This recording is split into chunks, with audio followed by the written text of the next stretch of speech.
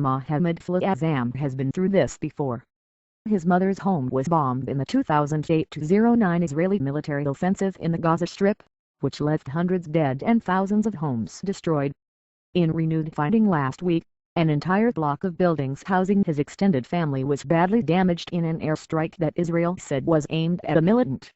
While none of his relatives was hurt, the 61-year-old retired school teacher once again has to worry about providing shelter for his family. Some relatives are sleeping in an empty shop, squeezed in with other family members. Others are spending their nights in rooms covered in plastic wrap to shield them from the winter rain because all the windows were blown out. "This is going to cost thousands," Azam said. "The longer I wait, the more damage will happen," he added, pointing to a heavily damaged building sitting atop tilting concrete columns. Azam finds himself caught again in a pile of paperwork to seek assistance, trying to secure hard-to-get construction materials. This time, he hopes the process will be smoother, thanks to both Israel's pledges to ease its long-standing border blockade and the newfound political clout of Gaza's Hamas rulers in the region. Israel promised to ease the blockade as part of a ceasefire last week that ended 8 days of intense fighting.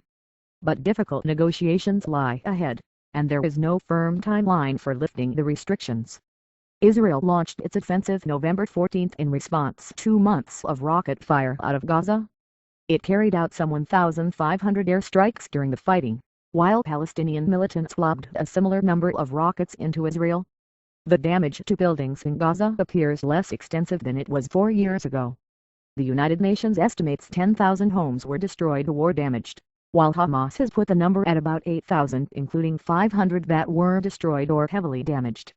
In comparison, UN relief agencies said as many as 40,000 homes were affected in the earlier round of fighting.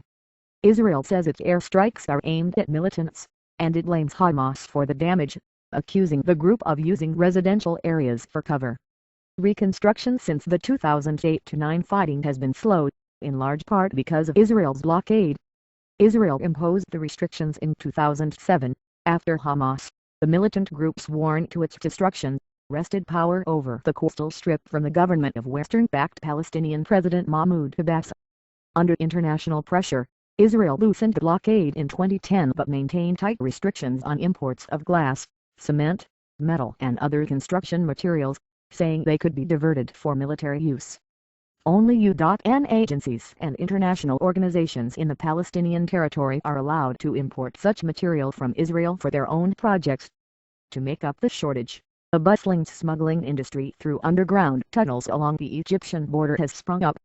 While prices for key construction goods have come down, they still remain expensive for the majority of the population in Gaza, where the unemployment rate is over 30% and 80% of the people rely on UN handouts.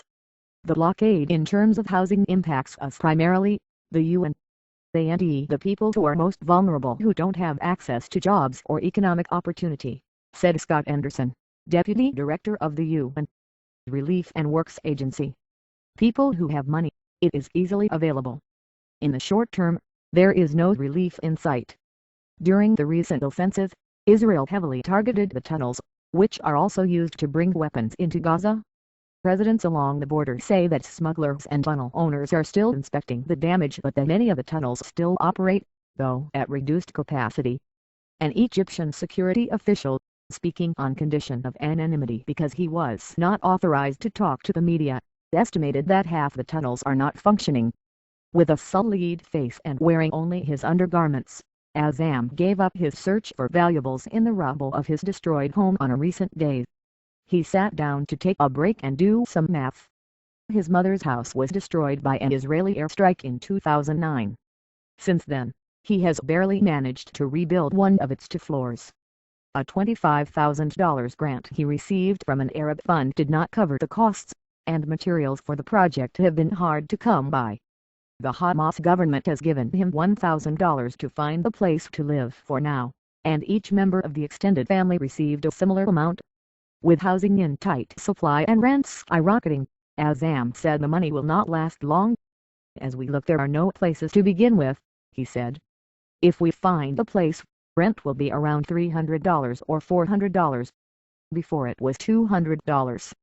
Yasser Al-Shanti, deputy of the Ministry of Public Works and Housing in the Hamas government, said construction materials will start flowing into Gaza again once the tunnels are up and running again.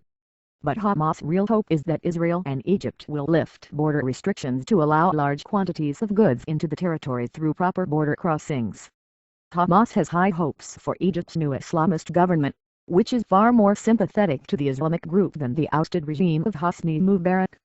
The Arafat border crossing between Gaza and Egypt is currently limited to foot traffic. Hamas, an offshoot of Egypt's ruling Muslim Brotherhood, wants Egypt to turn the crossing into a bustling cargo terminal. We expect that international and Arab institutions are ready to help. We don't expect to have a problem, al-Shanti said. Hamas has put the damage to Gaza's civilian infrastructure at roughly $750 million, a sum that will probably have to be raised through special UN emergency appeals and donations from wealthy Arab countries. The future of the crossing will be a central issue in indirect, Egyptian-brokered negotiations between Israel and Hamas. Under the ceasefire, Israel made a vague commitment to ease its closing of Gaza, but the details must be negotiated. With Hamas rejecting Israel's key demand, that arms smuggling into Gaza be halted, it remains far from certain whether Hamas will get what it wants. Egypt also has not been clear how far it is willing to open its border, fearing that this will allow Israel to dump Gaza on Egypt and undermine hopes for reconciliation between Hamas and Abbas' rival government in the West Bank.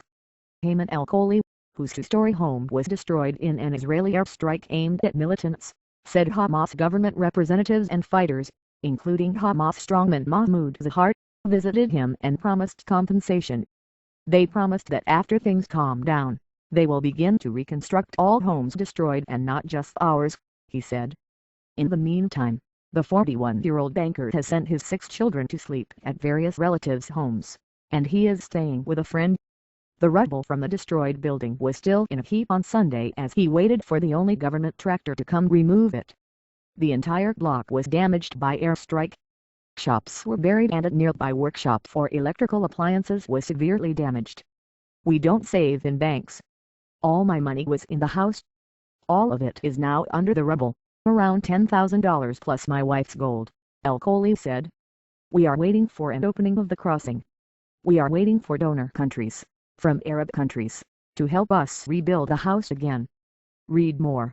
http://www.awasitizen.com/news/ceasefire plus deal plus raises plus hopes plus quick plus reconstruction plus war-battered /7,607,535 /story.html #9ZZ to DHK plea for aid.